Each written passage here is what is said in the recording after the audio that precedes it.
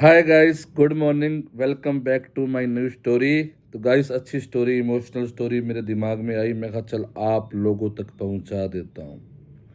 एक तीन शराबी, भयंकर शराबी, बहुत ज़्यादा शराब पीने वाले व्यक्ति, शराब पीना और कोई काम नहीं। एक लाला जी ने ब्याज पे पैसे देने का काम था उसका, लाला जी का, और वो ब्याज पे पैसे देता था। और तीनों शराबियों ने सोचा चलो लाला जी को उल्लू बना के पैसे ऐंठते हैं और दारू वारू पियेंगे।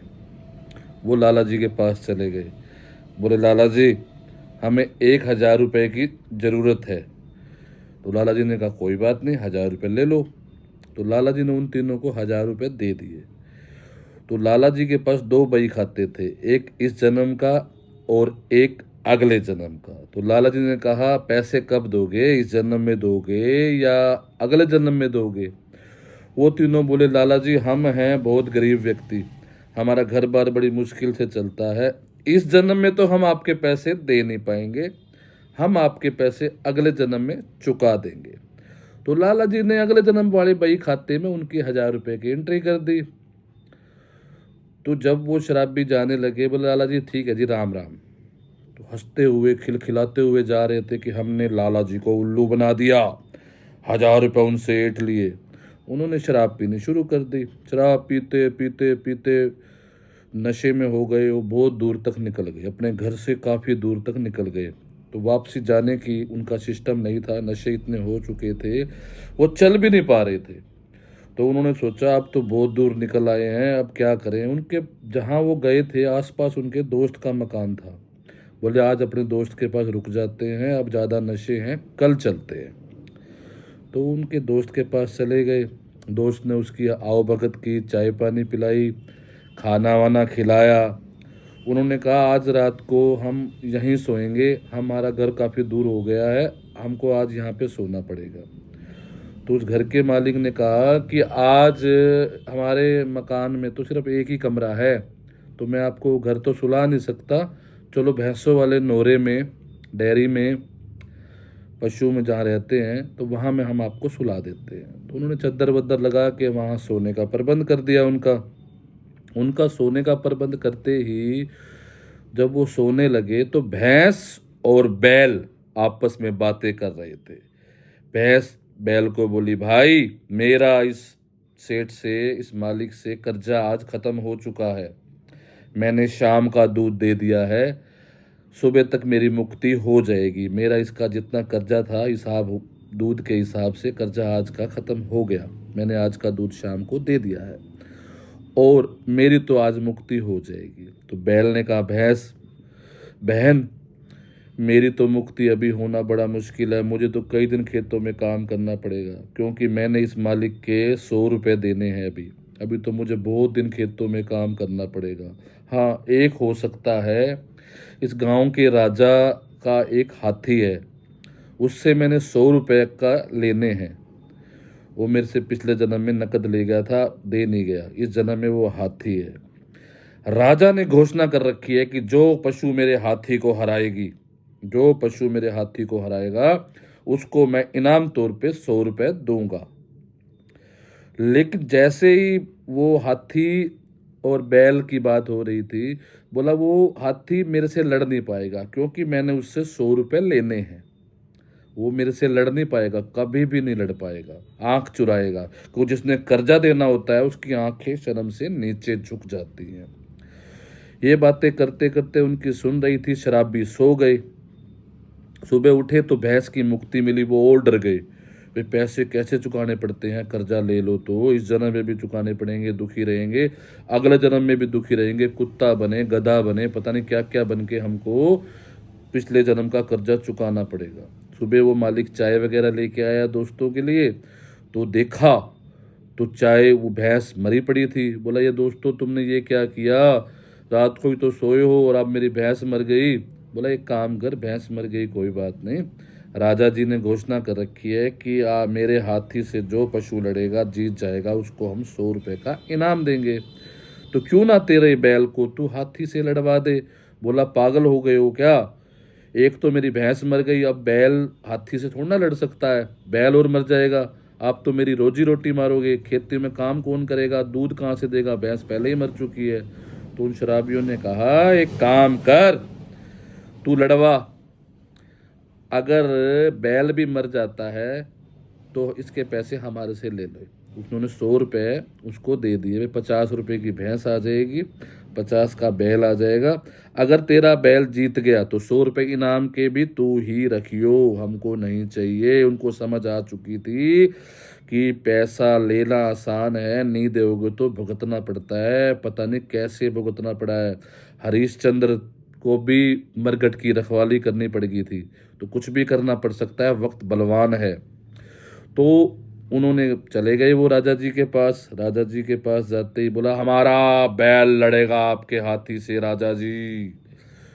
राजा बोला कोई बात नहीं, लड़वाओ।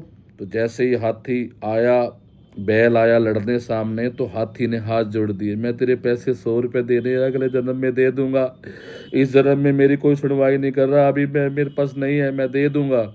जैसे ही बैल आगे आए, हाथी पीछे भागे। 2-3 बार सेना वाले डंडे ले लेके आगे उसको करें, लेकिन फिर भी वो बैल से शर्माए, क्योंकि कर्जा देना था। तो बैल आगे, हाथी पीछे भागे। राजा जी खड़े हो गए, बोला हमारा हाथी पीठ दिखा गया, हमारा हाथी हार गया भाई, इसको इनाम के पैसे दे दिए जाएं। तो उसके इनाम के पैसे उसको 100 रुपये दे दिए गए। 100 रुपये इनाम के देते ही बैल मर गया, मुक्ति हो गई बैल की। वो शराबी और डर गए, ओ यार बात तो बिल्कुल सच्ची है, कर्जा खत्म हुआ तब मौत हुई, भाई कुछ भी करो, ये तो अपने से बहुत बड़ी गलती हो गई है।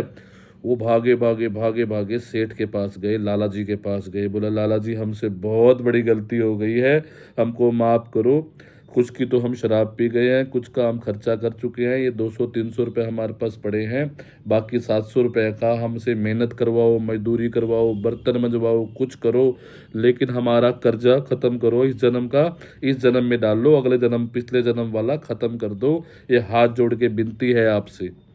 लाला जी बोला जो लिखा गया वो लिखा गया, अगले जन्म में देने की बात आपने ही की थी, मैंने तो आपसे पूछा था, अब नहीं हो पाएगा ये, अब जाओ। वो गिड़गिड़ाए, रोए पिटे, लेकिन लाला जी को तरस नहीं आया। बोला जो अगले जन्म में लिखा हुआ है मैं तो आपसे अगले जन्म में ही लूँगा। वो रोते हुए वापस आ गए, सोचते लगे अब क्या करें भाई, बैल बन के, गधा बन के, पशु बन के, पक्षी बन के, क्या अब तक क्या बन के हमको कर्जा उतारना पड़ेगा, इस जन्म भी दुखी रहेंगे, अगला जन्म तो कम से कम सुधार लें। तो उन्होंने क्या किया, एक तालाब लिया भैंसों को पानी पिलाने के लिए एक तालाब ले लिया 200-300 रुपये का, उसमें उस सेठ का नाम लिखवा दिया, जो भी उस सेठ का नाम था। और गांव वाले आए, बड़े खुश हुए, बोला बड़ा अच्छा लाला जी है ये तो, देखो पशुओं के लिए, गांव के पशुओं के लिए इन्होंने पानी की व्यवस्था की है, तालाब की व्यवस्था की है, जोड़ की व्यवस्था की है। जैसे ही भैंस, गायें, पशु पक्षी पानी पीने आते, वो तीनों के तीनों लठ लेके और भैंसों के, गाँव के पीछे पड़ जाते और मारना शुरू कर देते। गांव वाले बोले अच्छा सेठ है तुम्हारा, एक तो गांव के लिए तालाब बनाया, हम इतने खुश हो रहे थे, इतनी दुआएं कर रहे थे, उन्होंने तो क्या किया, उन्होंने लठ मारने शुरू कर दिए। उन्होंने कहा सेठ से बात करो, हमारे से क्या बात करते हो। वो गांव इकट्ठा होकर सेठ के पास गया, बोला अब आपने सेठ जी तालाब बनवाया, हम बड़े खुश हुए, दुआएं की, अब आप लठ मरवा रहे हो, ये क्या मतलब हुआ, नहीं तो जोड़ ही नहीं बनाते। बोला मैंने कौन सा खोला हुआ है, बोला दिखाओ, बोला चलो। वहाँ देखा तो वो तीनों शराबी हाथ जोड़ के खड़े थे। बोले लाला जी पिछले जन्म का कर्जा इस जन्म में कर दो, नहीं तो हम ऐसे ऐसे कारनामे और बहुत करेंगे। तो वो लाला जी को तरस आ गया, लाला जी बोले चल भाई। तो लाला जी ने बही खाता पिछले जन्म वाला इस जन्म में चेंज किया, और उन्होंने मजदूरी करके, मेहनत करके कई साल में जाके उनका कर्जा उतारा। तो कहने का तात्पर्य ये है कि किसी से ठगी मारोगे, किसी के साथ धोखा करोगे तो इस जन्म में भी भुगतना पड़ेगा, अगले जन्म में भी भुगतना पड़ेगा। बस भक्ति भाव में ध्यान रखो, भगवान की भक्ति करो, भगवान पे विश्वास करो। कर्मों से तो भगवान भी नहीं बचते, जैसे कर्म करेगा बंदे वैसे ही फल पाएगा। बोया पेड़ बबुल का तो आम कहाँ से लाएगा। अपने माता पिता की सेवा करो, प्रभु चरणों में रहो, सिमरन करो, भगवान सबकी सुनता है।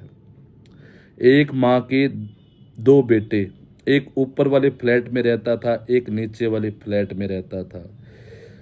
एक 15 दिन एक बेटा रोटी खिलाता था, 15 दिन दूसरा बेटा रोटी खिलाता था। जिस दिन 31 का महीना होता था दोस्तों, उस दिन माँ को उपवास रखना पड़ता था, व्रत रखना पड़ता था कि आज मेरा कौन सा बेटा मुझे रोटी खिलाएगा।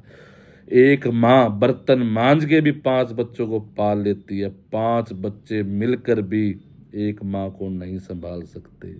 माँ तब भी रोती थी जब बच्चा पेट में लाते मारता था। माँ आज भी रोती है जब बेटा धोखा करता है, माँ के साथ सेवा नहीं करता, रोटी नहीं देता माँ को। माता पिता को परेशान मत करो, खुश रखो। माता पिता खुश होते हैं तो भगवान भी खुश होता है। तो कहते हैं भगवान को हर क्षण हर वक्त हमेशा भगवान को याद रखना चाहिए, कभी नहीं भूलना चाहिए। एक बहुत बड़ा सेठ जा रहा था प्लेन पे, प्लेन क्रैश हो गया, समुंदर में गिर गया, सारे लोग मर गए, वो अकेला बच गया। टापू पे रुक गया, ना जाने का रास्ता, ना गिरा, ना जाने का रास्ता, ना आने का रास्ता, बहुत दुखी हो गया। तो उसने क्या किया, देखा खेत खूत में, देखा कोई जो उसको खाने का मिला, फ्रूट मिला, जो सब्जी मिली उसने खाई।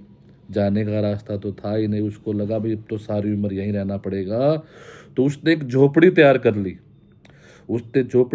ली, और वहाँ रहना शुरू कर दिया। आसमानी बिजली, वो जब फल फ्रूट लेने, कहीं सब्जी सुब्जी देखने, खाने पीने की व्यवस्था करने कहीं जा रहा था टापू के साइड में, वापसी आया तो बिजली की लपटें उस पे झोपड़ी पे गिरी हुई थी, आसमानी बिजली, और वो झोपड़ी जल के राख हो गई। बोला ये भगवान, तू इतना अन्याय कैसे हो सकता है, इतना अन्याय मेरे साथ कैसे कर सकता है।